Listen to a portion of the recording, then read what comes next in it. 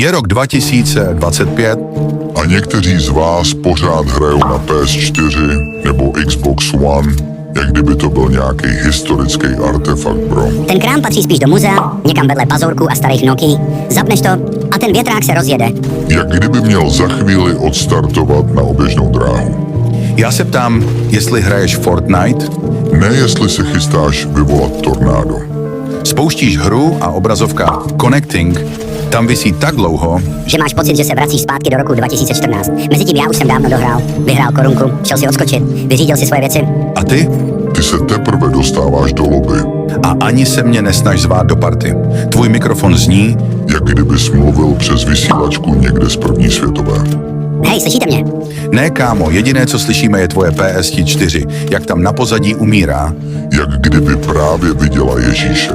Hrát s tebou je jak tahat za sebou člověka, co hraje na počítači poháněným bramborou. Tvoje hra laguje tak brutálně, že to vypadá jak... Jako kdybys v půlce fightu začal glitch dancovat. A ty stejně na konci řekneš, To byl lag. ne bro, to byl 10letý kid na Switchi. Co tě sundal na 3 rány. Uznávám, PS4 měla dobrou jízdu, ale už je čas to pustit. Nechej tu přehřátou, zaprášenou, vřískající bestii v klidu dožít. Je rok 2025. Buď to upgradeuj, nebo jdi hrát Minesweeper.